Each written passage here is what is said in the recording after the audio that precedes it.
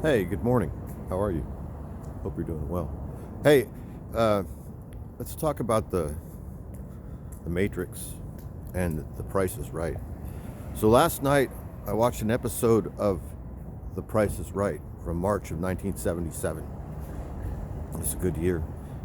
And I guess it was a good month for a good year. I don't know. When I watch old TV shows that have the dates on them, well, then I'll look at the date and I'll surmise in my head where I was when this show was on TV and what were the odds that I watched this show.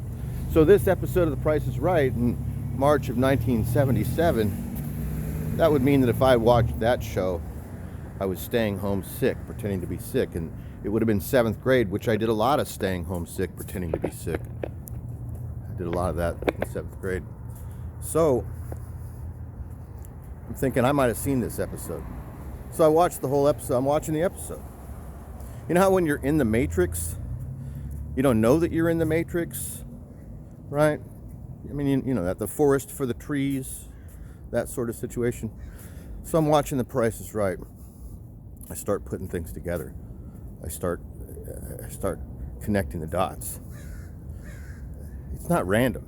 Johnny's not randomly picking people's names out of the audience.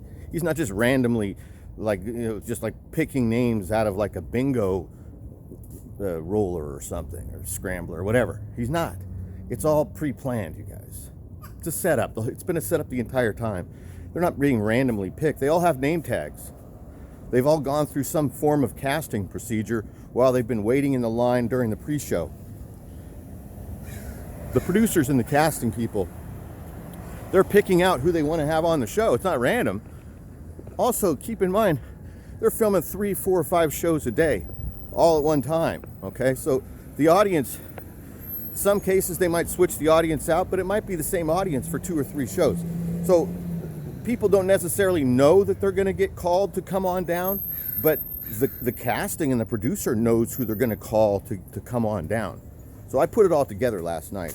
There's a handful of stereotypes of Price is Right contestants. All right, so we're going to go through them. I'm going to tell you who they pick.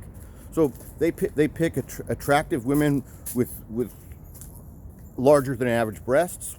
We're aware of that. I mean, I was aware of that when I was in 7th grade. That's part of why I was watching The Price is Right.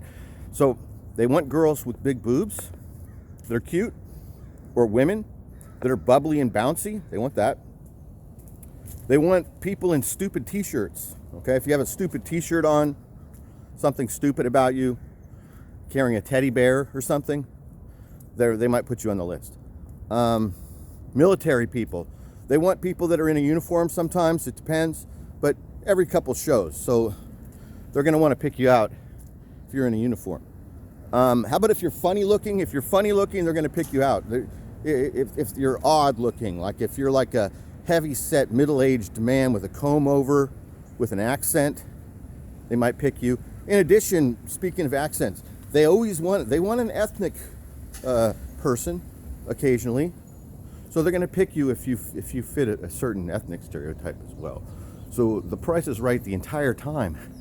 It's been a setup. So I always thought it was random. My entire life. I'm almost 60 years old, and I was snowed by Bob Barker, just like you were. Those people are not picked randomly. Those people were picked hours before while they're waiting in line, or while they're going through the pre-show warm-up. They're deciding who they're going to pick. It's not random. I just wanted to open all of your eyes to it all. It's been a setup being told the entire time.